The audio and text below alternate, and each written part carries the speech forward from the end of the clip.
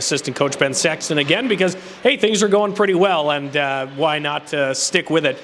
Speaking of sticking with it, what's the mood like? How are the guys feeling coming off those two pretty big wins on the road? Yeah, obviously the mood's been really good here the last couple of days. We obviously had a good road trip, went into two hard barns to win in, and found a way.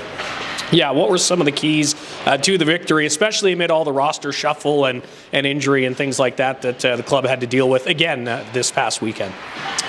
Obviously, our goaltending was great all weekend, and that's no secret. Mandalize gave us a good game in Hershey, and obviously Fergie had a great game in the Wilkes. So, but as far as the group, I thought we played structured, I thought we played detail, and I thought our compete, specifically with our track, and there's a couple areas that we need to tighten up here coming home with Utica, but all in all, I thought it was a positive weekend for us.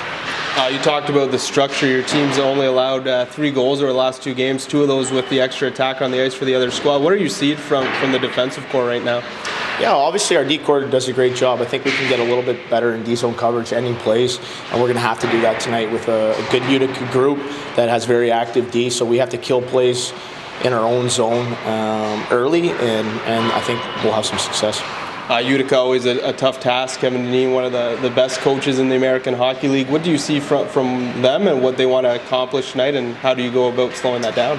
Yeah, obviously they've had success ever since Kevin's taken over, and their DNA hasn't changed. They've had some personnel change over the last couple days with some injuries, some call-ups, some trades, but at the end of the day, their DNA's been the same throughout the last couple of years. They're fast, they're big, they play above you, so it's going to be important for us to manage pucks, not fuel their transition game. The analytics tell us they're the best in the league, creating odd-man rushes for us, so if we can play behind their D, I think it'll bode well for us. To key in on a couple of your players here, Cole Reinhardt's had the game-winning goal in back-to-back games. What's the key to getting him to find some consistency on that offensive aspect of his game?